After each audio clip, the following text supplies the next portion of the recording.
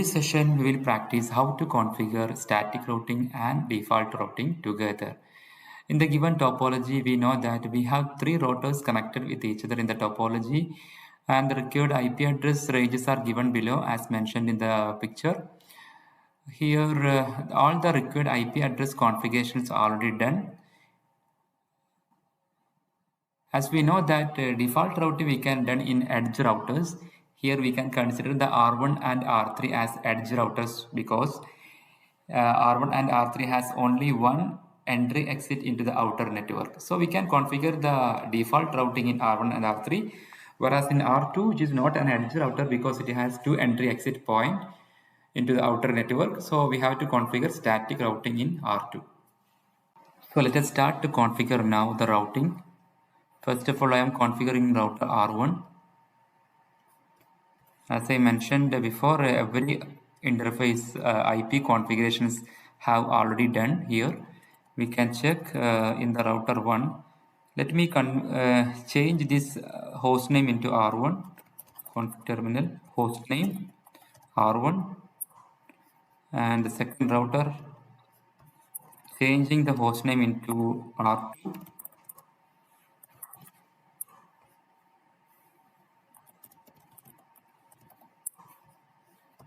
And the third router changing the host name into R3.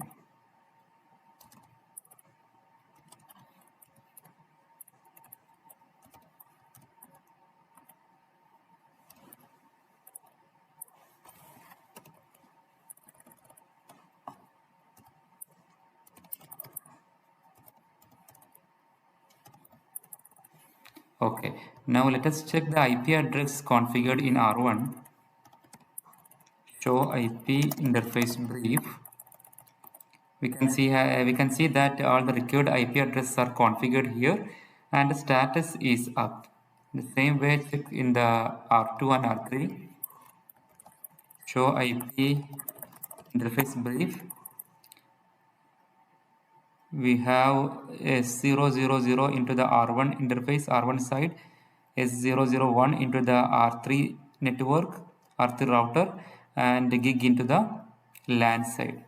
All the IP addresses are configured and status are up. In R3 also, check the IP address status. Show IP interface brief. Yes, we have the required IP addresses configured. Start to configure the routing in R1. I will do the default routing as it has only one exit point. So we'll do the default routing here. The default routing command is iproute, and we can tell that any network destination of any network having any subnet mask, the data should be the packet should be forwarded into the next hop is 10.0.0.2. That is only one command required here in R1. In the same way, we can check, we can do in R3 as well. In R3, we can do the default routing, IP route, the packet into any destination network having any subnet mask. It can be forwarded into the next hop of 5, 10.0.0.5. So the configuration R1 and R3 is finished now. Now we have to configure in R2. The default routing is not possible. We can do the static routing in R2.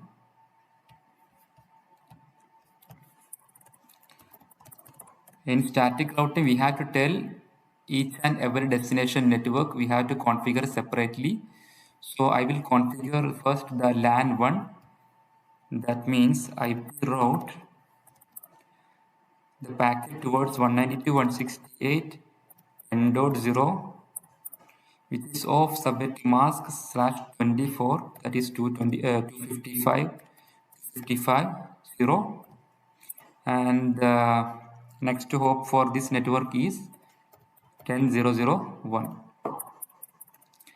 Okay, as same way we have to configure for the LAN 3 also. IP route 192.168.30.0 of subnet mask 255.255.255.0, and the packet should be forwarded into the 10.0.0.6.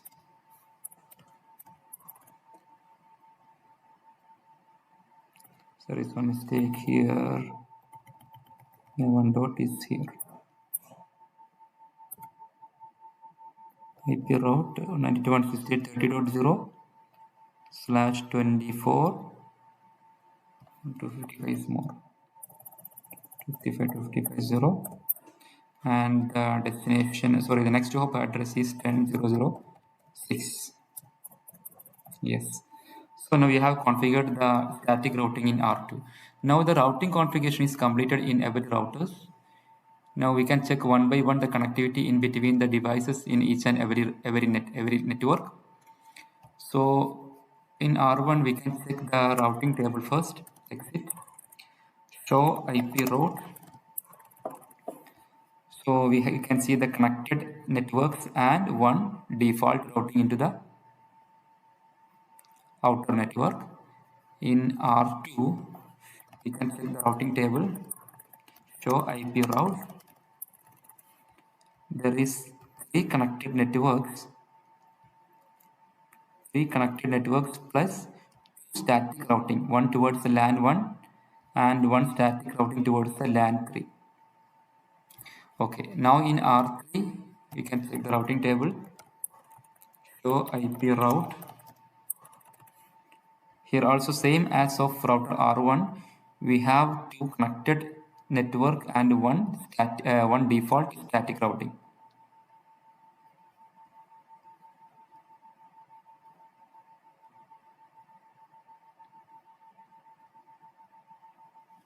Okay, now we can check the connectivity from PC to PC3, PC1 to PC3.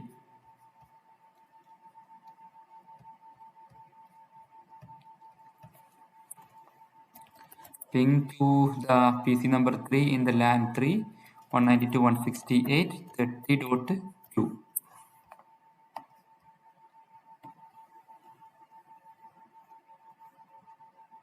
Yes, we are getting the reply from PC3, which is in the LAN 3, and we can check into the PC2, which is in LAN 2, ping 192.168.20.2.